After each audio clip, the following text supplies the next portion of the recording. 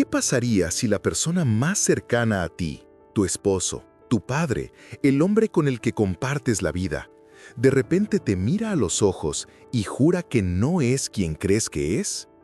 ¿Y si te dijera que su vida verdadera terminó hace más de un siglo, bajo un sol de plomo, en los campos polvorientos de una revolución brutal? Esta no es una película, es un expediente, una historia ocurrida en un rincón tranquilo de México. Esta es la historia de Ricardo, un hombre común que despertó con los recuerdos de otro hombre, un campesino muerto en la época de Emiliano Zapata. Todo comenzó con un olor. No era un olor de la casa, no era la humedad ni el café de la mañana. Era un olor a tierra mojada, a humo de mezquite y, extrañamente, a sangre vieja. Un aroma áspero que solo Ricardo parecía percibir. Su esposa, Elena, lo notó por primera vez un martes. Él estaba en la cocina. Simplemente se detuvo, los ojos fijos en el granito. No parpadeaba. «¿Ricardo? ¿Qué pasa?», preguntó ella. Él no respondió. Sus manos, que antes sostenían una taza, se crispaban lentamente. El silencio se hizo más denso que la neblina invernal. Cuando él giró, su rostro era una máscara ajena, la piel pálida, tensa. «¿Quién eres?», murmuró él, con una voz profunda que no era la suya. Elena soltó una risa nerviosa. «Soy Elena, Ricardo, tu esposa». Él negó con la cabeza, lento y firme. Sus pupilas, normalmente de un marrón cálido, parecían pequeños pozos negros. «No, no a ti, a mí». Su voz era áspera, como si no la hubiera usado en décadas. «¿Quién soy yo, Elena? Porque el hombre que tiene tu nombre en su anillo, el verdadero, ese hombre, lo mataron». «Lo mataron». La palabra flotó en el aire de la cocina moderna. Ricardo, el arquitecto, el padre de familia, estaba hablando de su propia muerte. Elena intentó mantener la calma.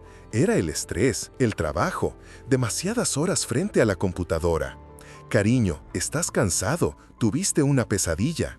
Él dio un paso hacia ella. No fue un sueño, fue la sed y el federal de la gorra roja. Un escalofrío le recorrió la espalda a Elena. Él la tomó de los brazos con una fuerza que ella no le conocía. Y cuando la miró de cerca, ella vio algo más allá de la locura. Vio un terror antiguo. «Me llamaban Pedro, Pedro Gómez». «Ricardo». «No, escucha». La luz era tan fuerte, un sol de plomo. La tierra, Elena, la tierra estaba tan caliente que me quemaba los labios cuando caí. Y solo podía pensar en la tierra que me quitaron. Y luego, la nada, hasta que desperté aquí. La casa se sentía de repente extraña, las paredes blancas, el suelo pulido. Todo era demasiado limpio, demasiado nuevo para el alma antigua que parecía habitar ahora el cuerpo de su esposo. Durante las siguientes semanas, el despertar de Pedro se convirtió en la nueva realidad de Ricardo. No era esquizofrenia. Ricardo seguía siendo funcional, iba a trabajar, comía en la mesa, pero en sus ojos moraba un fantasma. Los detalles eran horriblemente precisos. Describió la arquitectura de un pueblo que no existía en los mapas modernos, el sabor rancio del pulque que bebían en la sierra, la textura de la manta que le cubría su única cama. Hablaba de la Revolución Mexicana no como un evento histórico, sino como el ayer, con nombres de generales menores, de emboscadas perdidas. Y siempre volvía a la tierra, a la traición, al general Zapata y a la promesa incumplida. «La traición», dijo Ricardo una noche, mirando por la ventana una lluvia que caía sobre el césped artificial. Su reflejo era el de un hombre atormentado. Elena buscó explicaciones en la ciencia, un tumor, un trauma cerebral latente. El psiquiatra, el doctor Cárdenas, la escuchó con paciencia profesional. «Síndrome de la falsa memoria», dictaminó. Un mecanismo de defensa complejo que en casos extremos toma una identidad histórica para reprimir un trauma moderno. El diagnóstico era tranquilizador, racional, pero no encajaba con el terror en el rostro de Ricardo. Una tarde, mientras Elena hojeaba un libro de historia olvidado en la biblioteca, Ricardo se acercó a ella. El libro era sobre la Revolución. En una página amarillenta, una foto en blanco y negro de un grupo de hombres armados, campesinos. Ricardo no miró a la foto, miró a los pies de la foto. Había una pequeña nota, un pie de foto, que Elena nunca había notado. Grupo de milicianos zapatistas, Morelos 1917.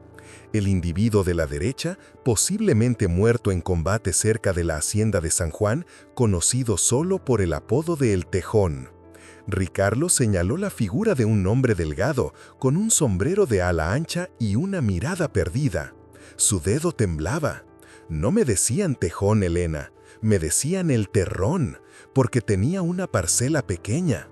Y luego su mirada cayó sobre el hombre que estaba a su izquierda, un hombre de bigote grueso y ojos oscuros, un hombre que Ricardo nunca podría haber conocido. El capitán Rivera, susurró Ricardo, el que le dijo al federal dónde estábamos, el que me robó la tierra. El hombre de la foto, el capitán Rivera, tenía el rostro vagamente familiar. Elena sintió un frío helado en el pecho, más profundo que el miedo. Buscó en el directorio de contactos, buscó en la lista de invitados a su última fiesta. Lo encontró, en el directorio de la empresa de Ricardo. Gerardo Rivera, un hombre de negocios exitoso, dueño de una de las mayores constructoras de la ciudad. El hombre con el que Ricardo, el arquitecto, acababa de firmar el contrato de su vida. Un contrato que le daría a la empresa de Ricardo un vasto terreno en el estado de Morelos. Y en ese momento, la línea entre la locura de Ricardo y la verdad histórica se hizo borrosa. ¿Era un delirio complejo? ¿O acaso la historia, como la Tierra, tenía una memoria implacable que, después de un siglo, finalmente reclamaba sus deudas? El aire olía de nuevo a tierra húmeda y sutilmente a pólvora. El fantasma de Pedro Gómez había despertado a su asesino y el juego había comenzado. Ricardo, o Pedro, había identificado a su traición en el México moderno, pero lo más terrorífico no es lo que él cree, sino lo que él siente. Los detalles sensoriales de su vida pasada están invadiendo su presente, distorsionando su realidad y la de su esposa.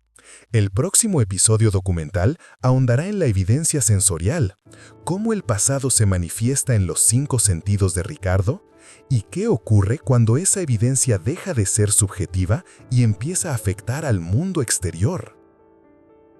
Para el mundo exterior, la vida de Ricardo García era la definición de estabilidad, una ecuación resuelta.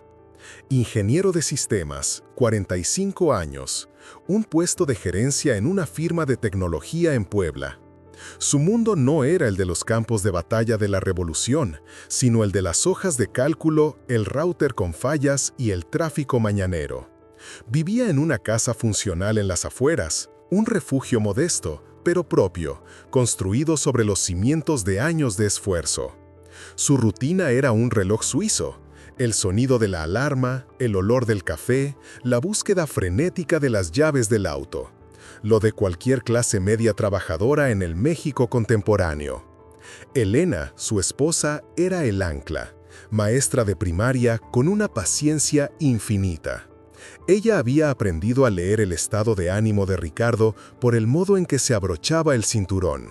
Juntos habían criado a 2 hijos, una vida estable, predecible, a salvo. Nadie, al ver a Ricardo en la sala, tecleando furiosamente en su laptop, podría haber imaginado el torbellino. Nadie imaginó que su mente era ahora el campo de batalla de 2 épocas. El contraste era brutal.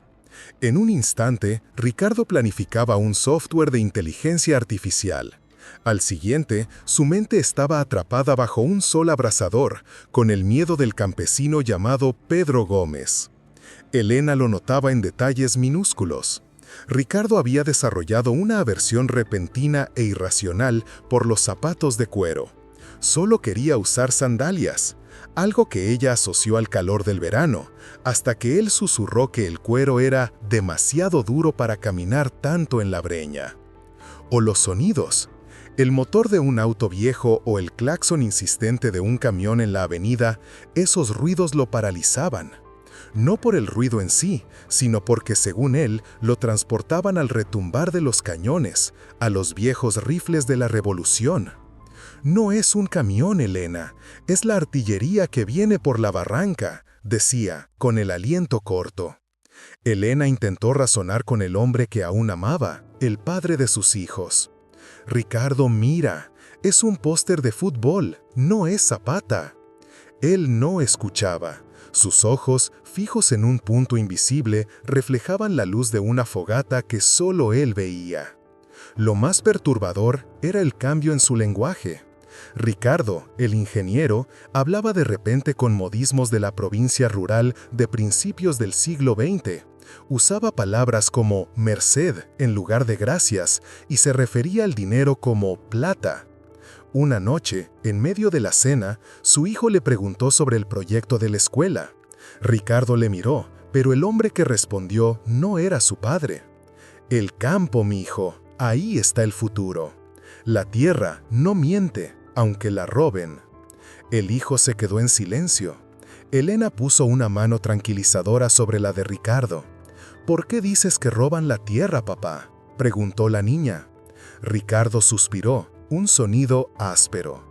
«Porque la tierra es de quien la trabaja, no de los que vienen con papeles escritos y fusiles». Y en medio de su discurso, un arrebato de furia irracional, una rabia sorda, contenida durante 100 años, burbujeando bajo su piel. Una rabia que el ingeniero Ricardo García nunca había conocido. Elena vivía ahora con 2 hombres. Uno le pagaba las cuentas, el otro dormía con el rifle bajo la almohada esperando el amanecer. La dualidad era un cuchillo. Cuando Ricardo tenía un momento de lucidez de vuelta en su identidad de ingeniero, el terror era palpable. «Elena, tengo miedo. No sé dónde estuve hace un minuto. Es como si alguien me hubiera robado un siglo. Y lo peor es que me siento más cómodo como Pedro. Es más auténtico, es más mío». Esa era la grieta más profunda, el confort con el delirio. Elena comenzó a buscar la única conexión que podía existir, el socio de Ricardo, Gerardo Rivera, el descendiente probable del capitán Rivera. Ricardo debía reunirse con él en el sitio del nuevo proyecto, un terreno vasto y seco en Morelos, exactamente donde, según el alter ego Pedro, le habían robado y asesinado. El viaje era inevitable. La explicación racional de Elena era que un cambio de escenario, una confrontación con la realidad, curaría la mente fracturada de Ricardo. Pero en el fondo, al hacer las maletas, Elena sintió el aroma de la tierra y la pólvora que Ricardo describía, y se preguntó si no estaba llevando a su esposo no a una cita de negocios, sino a una cita con la historia. A una venganza que había esperado 100 años para ser consumada. El escenario está listo. El ingeniero moderno está a punto de encontrarse con el fantasma de su traidor ancestral. El viaje a Morelos es el punto de no retorno. En el próximo episodio, la frontera entre la esquizofrenia y la reencarnación se romperán. Los recuerdos de Pedro serán tan intensos que los secretos que Ricardo desvelará sobre el pasado del terreno son imposibles de explicar. El descenso de Ricardo a la dualidad no fue un colapso repentino. Fue una erosión lenta, silenciosa, que comenzó con algo tan simple como una palabra. Los primeros indicios de que Pedro Gómez estaba tomando el control no vinieron en forma de sueños o alucinaciones visuales. Vinieron en el lenguaje. Elena fue la primera en registrar esas desviaciones lingüísticas. Eran frases arcaicas, olvidadas hace décadas, que sonaban anacrónicas en la sala moderna. Una noche, la frustración se apoderó de Ricardo mientras revisaba un recibo de luz exorbitante. En lugar de quejarse de la tarifa o del gobierno, su rostro se ensombreció. «Maldita sea esta leva», murmuró, con un acento duro, de campo. Se refería al impuesto, al cobro, usando una palabra que, en el contexto histórico de Pedro, significaba la forzada recluta militar, un concepto brutal del pasado. Elena le preguntó qué significaba esa palabra. Él la miró sin entender. ¿Qué palabra, Elena? Él había hablado, pero no recordaba la frase. La mente de Ricardo, el ingeniero, censuraba las intromisiones del pasado, pero el cuerpo, la memoria profunda, las dejaba escapar. Luego, la intrusión se hizo física. Los ataques de pánico no eran por la presión de su trabajo, que Ricardo manejaba con frialdad profesional. Eran activados por estímulos primarios. El motor ruidoso de una motocicleta que pasaba por la calle. El estruendo lejano de unos fuegos artificiales de una fiesta de quinceañera. Cualquier sonido que pudiera replicar la sensación de una descarga militar o una carga de caballería. Una tarde, mientras la familia veía una película histórica, apareció una imagen de un jinete a galope. Ricardo se encogió, se deslizó de la silla y se escondió bajo la mesa de la cocina. Temblaba, su respiración era superficial y agitada. Gritaba un nombre con la voz estrangulada de un niño. «¡Porfirio! ¡No! ¡Porfirio, detente!». No era un grito de enojo, sino de súplica y terror puro. Elena corrió a su lado, sintiendo el sudor frío en su frente. «Soy Elena, Ricardo. Estás a salvo. ¿Quién es Porfirio?». «El que quemó la cosecha», susurró él, con los ojos cerrados, viendo la oscuridad y el fuego de hace un siglo. Elena lo atribuía al estrés, un colapso nervioso tardío por la presión de su vida. Pero su cuerpo estaba contando otra historia. Ricardo, el hombre que no sabía montar a caballo, había desarrollado cicatrices imaginarias. Se quejaba de un dolor persistente en la pierna izquierda, donde no había lesión alguna. Y por la noche se palpaba instintivamente el hombro derecho, como si le doliera por cargar constantemente un peso, como el de un viejo rifle. En la despensa, Elena encontró un paquete de cigarros que Ricardo nunca había comprado. Él no fumaba. «¿De dónde sacaste esto?», preguntó ella. Ricardo se encogió, indiferente. Pero cuando ella lo dejó sobre la mesa, él tomó un cigarro, lo encendió con un fósforo y dio una calada profunda. Su gesto fue fluido, natural, como si no lo hubiera hecho en décadas, pero su cuerpo recordaba el ritual. Exhaló el humo con un suspiro de profunda melancolía. El tabaco de la tropa lo conseguía el cabo, en la villa. El humo se dispersó, llevando consigo el olor a tierra y a pasado que Elena había sentido en la cocina. La puerta entre el presente y el pasado de Ricardo no se había abierto, estaba destruida. Pedro Gómez no era un delirio reprimido, parecía ser un ocupante, un alma con asuntos pendientes que utilizaba el cuerpo de Ricardo como su instrumento de regreso.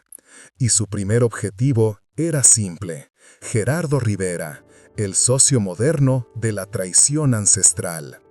El viaje a Morelos, la tierra de la revolución, ya no era una posibilidad. Ricardo, o Pedro, necesitaba cerrar el ciclo, donde quiera que la verdad lo llevara. El viaje a Morelos se perfila como un descenso a la memoria histórica. Ricardo, guiado por los impulsos de su huésped ancestral, no solo enfrentará a su socio, sino a los demonios del campo que murió por el ideal de la tierra. La locura, o la verdad, ya no podía confinarse a los susurros de una cocina o a los ataques de pánico bajo una mesa. Necesitaba un escenario más grande, un testigo público.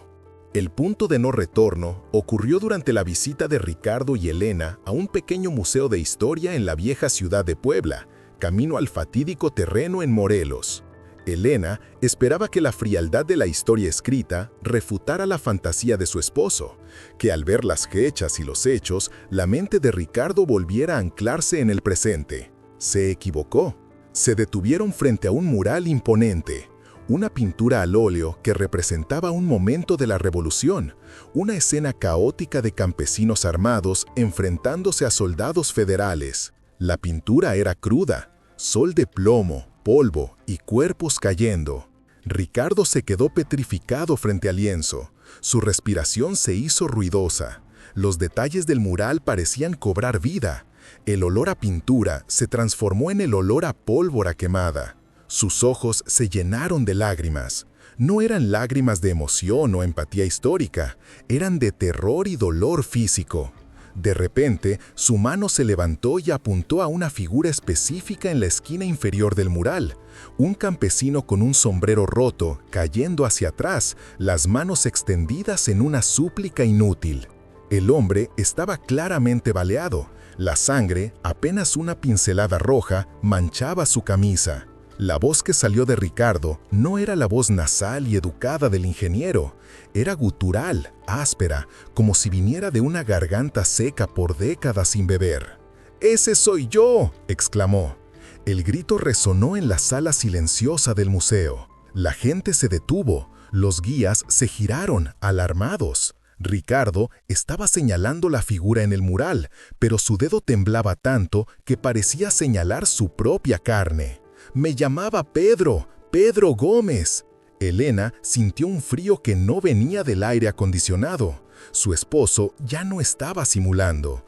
Estaba siendo otra persona, poseído por la memoria visual del lienzo. Y ese hijo de la... La voz se ahogó en furia pura, una rabia que trascendía la muerte. «Me quitó mi tierra por orden de Porfirio». Ricardo se refería a la figura sombría del militar montado que observaba la matanza desde la retaguardia del mural, un hombre con un bigote grueso y una mirada cruel. Elena lo reconoció, no al militar del mural, sino el parecido sorprendente con la foto del capitán Rivera, el ancestro del actual socio de Ricardo. Ella quiso razonar, calmarlo, quiso recordarle que era Ricardo, que estaban en 2024. Pero el hombre frente a ella no escuchaba. Se derrumbó de rodillas sobre el pulido suelo de mármol del museo. Lloraba, no un llanto de colapso nervioso, sino un lamento de siglos. Lloraba por la sed del campo, por la injusticia de la tierra que le habían arrebatado, por una vida que terminó en la ignorancia de su propio valor. Lloraba la vida que Pedro Gómez había perdido. El pánico se apoderó de Elena, pero también una certeza escalofriante. Este dolor era demasiado real para ser un delirio. El cuerpo de Ricardo era solo el recipiente, y el alma de Pedro estaba experimentando su propia ejecución en tiempo real. Tuvieron que sacarlo del museo. En el taxi de regreso, Ricardo permaneció en silencio, con la mirada perdida en los edificios modernos que pasaban a gran velocidad. Pero cuando Elena le tomó la mano, sintió la suya helada y rígida. «Elena», dijo, con un susurro que era casi el lamento del viento, «el capitán Rivera, el de la foto, no era solo el traidor. Él fue quien me dio el balazo de gracia. Lo vi, sentí el humo caliente». El aire en el taxi se hizo irrespirable. Ricardo, el ingeniero de sistemas, ahora sabía cómo había muerto el campesino. Era una alucinación tan perfecta que recreaba la escena exacta de un mural histórico, ¿o realmente un alma había regresado para señalar a su asesino a través de un siglo? Elena tenía que enfrentarse a la pregunta más aterradora. ¿Estaba llevando a su esposo al encuentro con un socio de negocios o al encuentro con su propio verdugo reencarnado? La historia ha escalado. La revelación en el museo no deja espacio para la explicación racional simple. El miedo ha cruzado la línea y se ha transformado en terror. El próximo episodio es la confrontación. Ricardo, guiado por la memoria de Pedro Gómez, llegará al terreno de Morelos y desvelará un secreto físico enterrado bajo la tierra. Un secreto que demostrará que esta no es una historia de locura, sino de deuda histórica. Tras el colapso en el museo, el ingeniero Ricardo García se disolvió. En su lugar se instaló Pedro Gómez, el campesino de 1917. Ya no era una interrupción, era la identidad dominante. Los detalles eran vívidos, imposibles, desgarradores. Ricardo, el hombre de la ciudad, que apenas distinguía el aroma del asfalto del de la tierra húmeda, ahora describía el olor de la pólvora antigua, una mezcla sulfurosa, acre, que no se parecía a ningún explosivo moderno. Describía con precisión la marca de fuego del ganado de haciendas que desaparecieron en la vorágine de la revolución, los hierros calientes, la forma exacta del símbolo. Y la comida, el sabor rancio del maíz racionado, la aspereza de las tortillas duras. Recordaba el hambre no como concepto, sino una sensación permanente en el vientre. Lo más escalofriante era la precisión histórica de su muerte. Ricardo no murió en un evento famoso. Relató su final en 1917, no en las manos del general Zapata o en una batalla legendaria, sino en una escaramuza menor cerca de la hacienda de Chinameca, un ajuste de cuentas cruel anónimo. Yo no fui un héroe, Elena. Yo era uno más, muriendo por un puñado de tierra que nunca vi crecer, dijo, mientras sus manos, las manos de un ingeniero, hacían el gesto instintivo de sujetar un machete. Y luego vino la prueba física más extraña. Pedro, a través del cuerpo de Ricardo, describió una cicatriz de su infancia, una marca pequeña, irregular, en el tobillo izquierdo. Aseguró que la había adquirido de niño al pisar una trampa de caza para conejos. Ricardo nunca había tenido tal cicatriz, pero Elena, con la mano temblorosa, deslizó la manga del pantalón de Ricardo. La piel del ingeniero era lisa. Sin embargo, en el punto exacto descrito por Pedro, ella notó una ligera decoloración, una sombra apenas perceptible como la firma borrosa de un trauma muy antiguo. Ricardo, o Pedro, ya no preguntaba, afirmaba la historia que vivía, la vida que le habían arrebatado. El fantasma de Pedro Gómez se había instalado cómodamente en el presente, impulsado por una única y sencilla fuerza, la sed de venganza. Y esa venganza lo guiaba inexorablemente a la tierra de Morelos y al descendiente de su verdugo, Gerardo Rivera.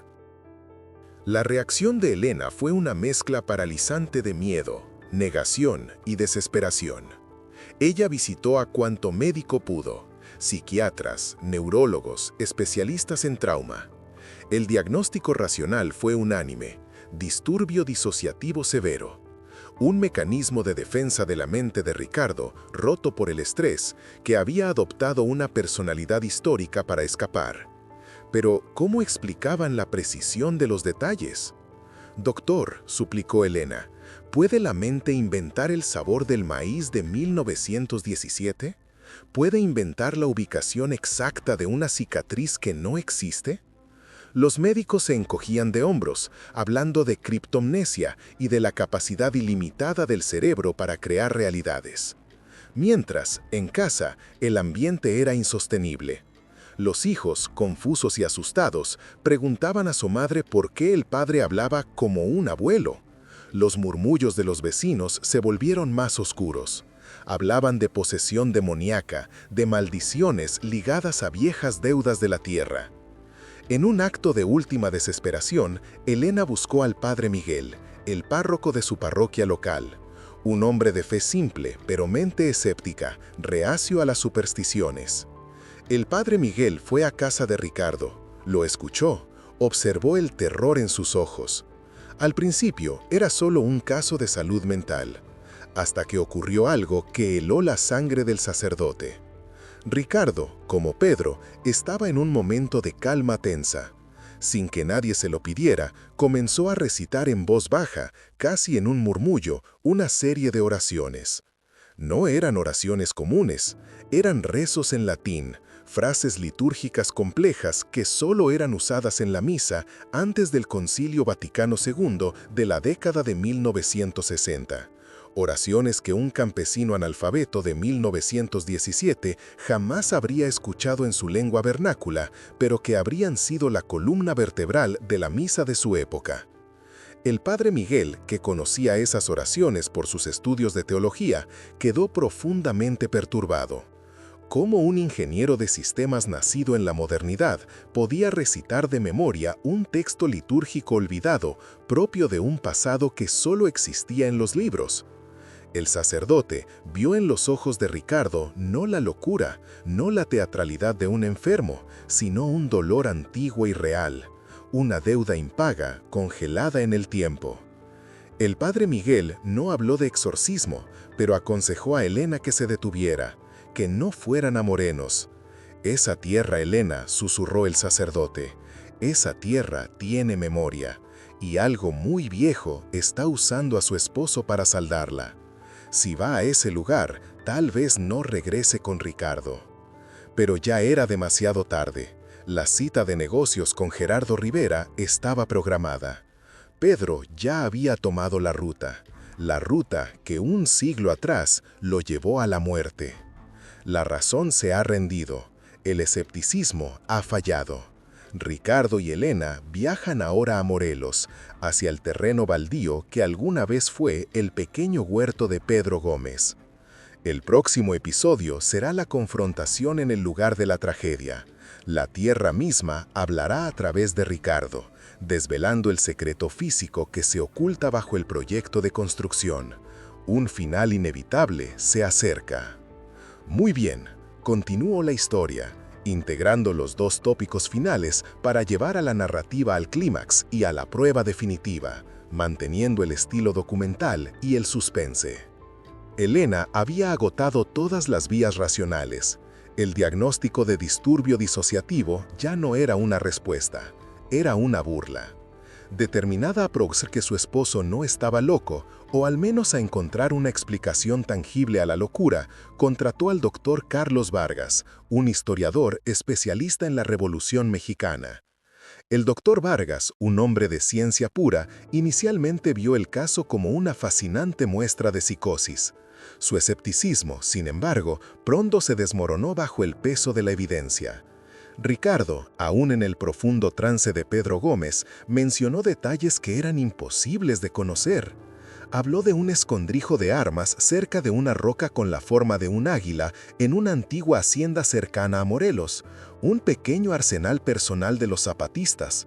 El doctor Vargas, utilizando archivos militares de la época y viejos mapas catastrales, confirmó el dato.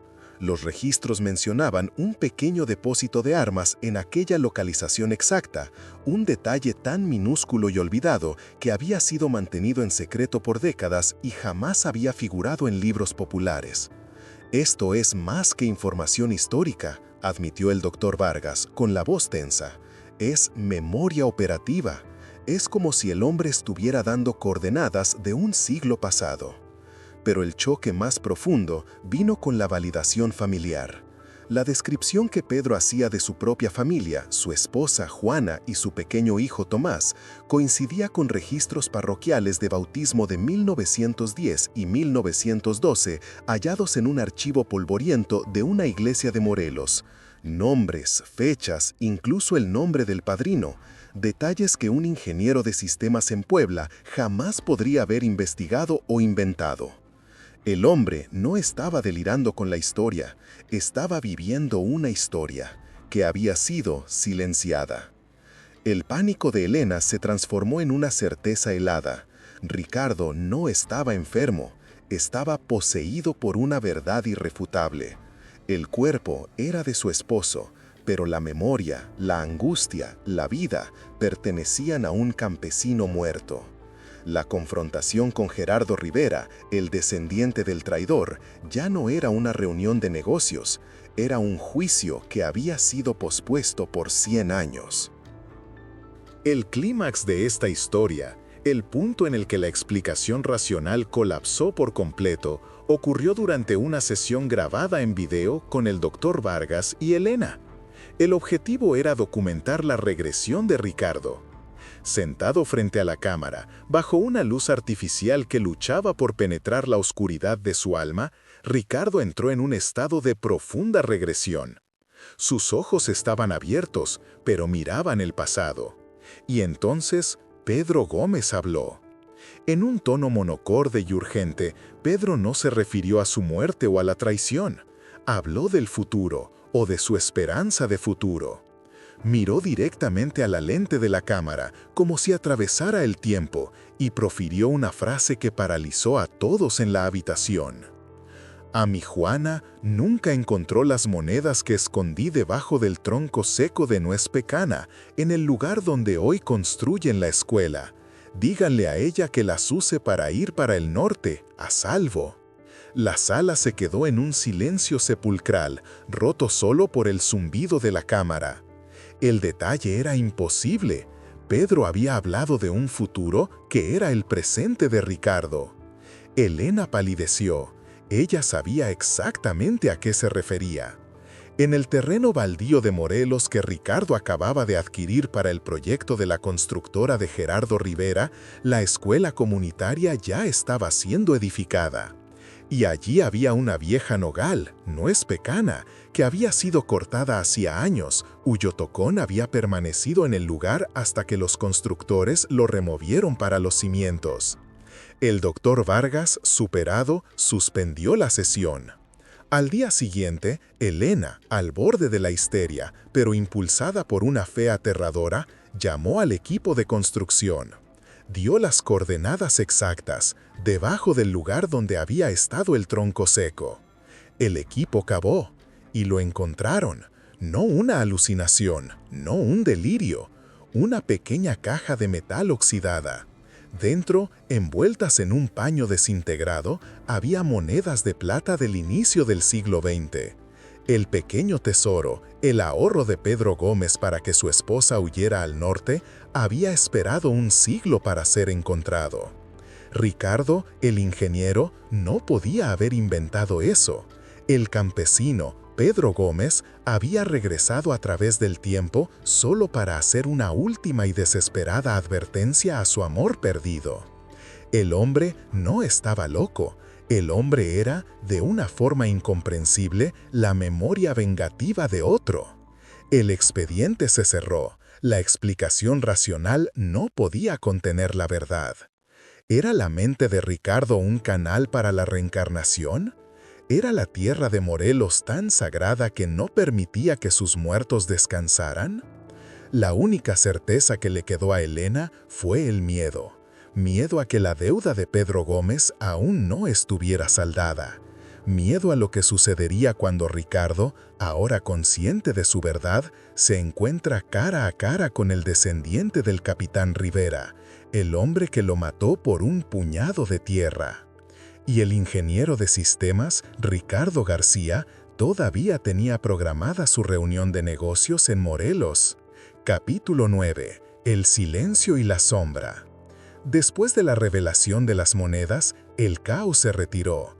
Ricardo volvió a la normalidad, o por lo menos a la versión de normalidad que la familia podía reconstruir. El ingeniero regresó a su escritorio, a sus planos, a la fría lógica de los números. Pero la sombra de Pedro Gómez permanecía, no en forma de gritos o trances, sino en pequeños y persistentes fragmentos de una vida que, por toda la razón del mundo, debería haber terminado hace más de 100 años. Ricardo aún se niega a comer maíz. El alimento básico del campesino ahora le produce un rechazo visceral. Y en el silencio de la noche, Elena aún lo escucha susurrar un nombre en sus sueños: Juana.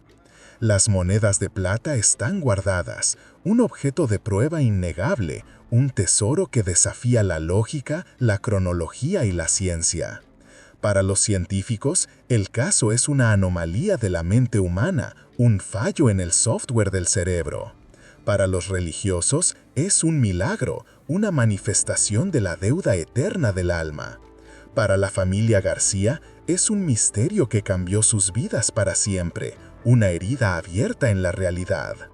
El proyecto de Morelos se detuvo. Gerardo Rivera se retiró del negocio, sin dar explicaciones, tal vez asustado por la furia silenciosa en los ojos de Ricardo o por el aire frío que lo rodeaba.